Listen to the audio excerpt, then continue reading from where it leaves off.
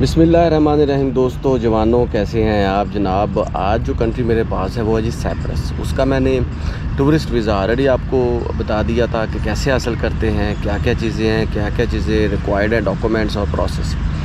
आज मैं जनाब बात करूँगा इसका जॉब वीज़ा आप कैसे हासिल कर सकते हैं, किस तरह आपको परेशानियों का सामना करना पड़ सकता है अगर आपकी डॉक्यूमेंटेशन नहीं है, और किस तरह आप आसानी से वीज़ा हासिल कर सकते हैं।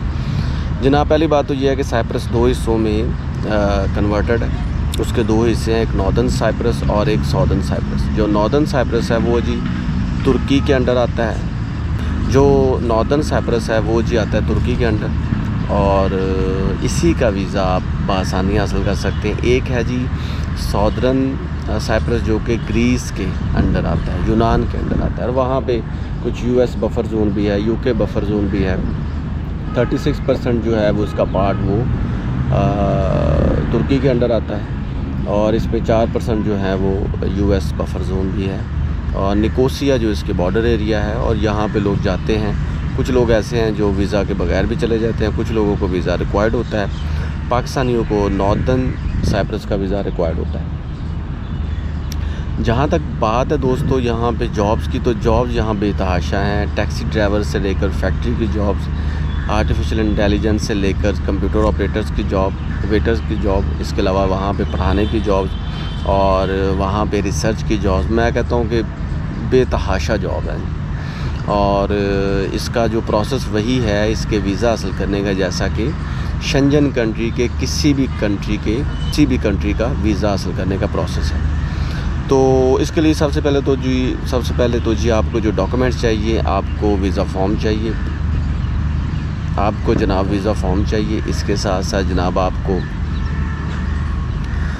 वहाँ का वर्क परमिट चाहिए, जॉब ऑफ़र लेटर जिसे बोलते हैं। इसके अलावा आपका वैलिड पासपोर्ट, इसके अलावा आपका पुलिस करैक्टर सर्टिफिकेट, आपके पास बैंक स्टेटमेंट जो कि 40-50 लाख की होनी चाहिए, प्लस आपके पास ट्रैवल हिस्ट्री, वो बहुत काउंट करती है। आपका जॉब एक्सपीरियंस, उसके लेटर्स, उसके डॉक्यूमेंट्स, आपके बिज़नेस के डॉक्यूमेंट्स, NTN, आपका FRC, MRC, अगर आप किसी फैमिली मेम्बर के साथ जा रहे हैं या वहाँ पे आपका कोई फैमिली मेम्बर है, या अगर आपकी बैंक स्टेटमेंट आपके नाम पे नहीं है, आपके फादर या आपके हस्बैंड या आपकी बीवी की है या आपकी वालदा की है, तो उस सिलसिले में आपको MRC FRC चाहिए होता है। इसके अलावा जनाब आपका पुलिस करैक्टर सर्टिफिकेट आपके मोफा से अटेस्टेड होना चाहिए। आपके एकेडेमिया के डॉक्यूमेंट्स जो बिल्कुल मोफा से और HEC से अटेस्टेड होने चाहिए।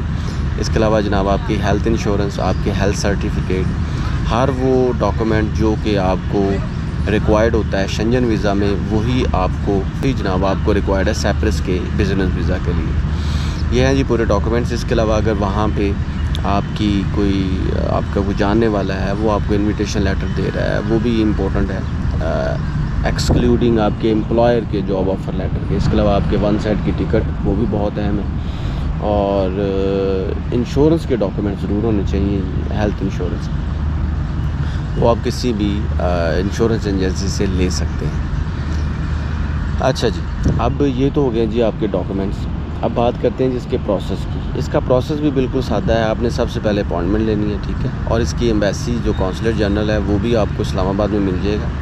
आपने इसके बहुत से वीज़ाज़ होते हैं जो ऑनलाइन भी अप्लाई कर सकते हैं, आप ऑन साइट भी जा सकते हैं। ऑन साइट चले जाएँ वो ज़्यादा बेटर है।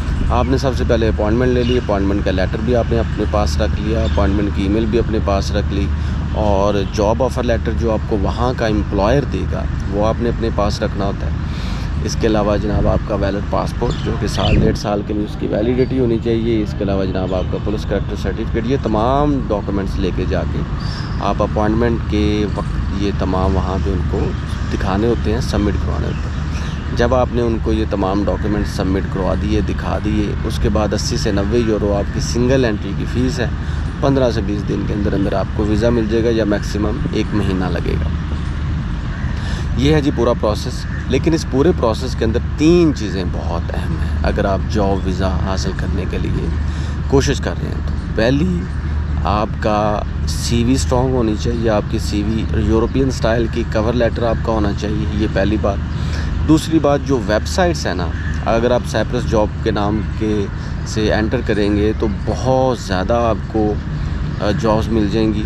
आपने वहीं पे अप्लाई करना होता है, वहीं पे आपने एम्प्लॉयर को खुश करना होता है, किसी कंपनी को बताना होता है कि भाई मेरी सीवी के अंदर जो कुछ है वो मैं हूँ, मैं आपकी कंपनी के लिए अच्छा साबित हो सकता हूँ, आपकी फैक्ट्री के लिए, आपकी कॉल सेंटर के लिए, आपके स्कूल के लिए, कॉलेज के लिए, जिस किसी भी कंपनी में या इदारे में आप अप्लाई कर रहे हैं, you have to make happy to your employers. आपने अपने जो कंपनी है उसको खुश करना होता है। जब आप उसको खुश कर देते हैं, उसको पता चलता है कि भाई ये वाकई हमारे लिए बहुत इम्पोर्टेंट बंदा साबित हो सकता है, तो वो फिर आपका वहाँ पे जॉब ऑफ़र लेटर अप्लाई करता है, जॉब ऑफ़र लेटर आपको भिजवा देता है, तो वो फिर आप अप्लाई करते हैं।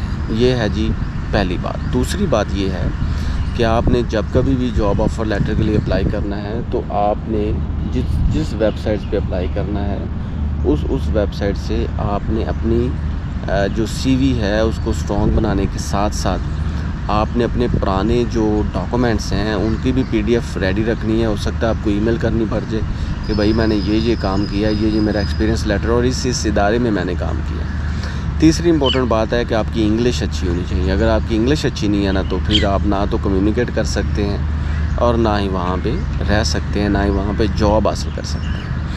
तो ये है जी 3 चिदा बातें। बाकी डॉक्यूमेंट्स भी मैंने बता दिए, सीधे साधे डॉक्यूमेंट्स हैं, प्रोसेस भी बता दिया, वीज़ा फ़ी भी बता दी, और कितनी देर में वीज़ा मिलेगा ये भी सारा बता दिया, और कहाँ आप जा सकते हैं ये भी बता दिया। तो भाइयों, दोस्तों, प्यारेओ, मैं आपका दोस्त हूँ, भाई हूँ, कोई वीज़ा एजेंट नहीं हूँ, ना ही मैं एक लॉयर हूँ कि आप लोगों को इंसिस्ट करता हूँ कि भाई इस कंट्री जाओ, उस कंट्री जाओ। मैं तो आप लोगों के लिए रिसर्च करता हूँ अपने एक्सपीरियंस के बेस पे, जहाँ मैं गया हूँ, या आपके लिए रिसर्च करता हूँ जहाँ मैं नहीं भी गया, ताकि आप लोगों का फ़ायदा हो और आप लोग स्कैमर्स के हाथों स्कैम ना हो जाए। और ये मेरा डिस्क्लेमर भी है।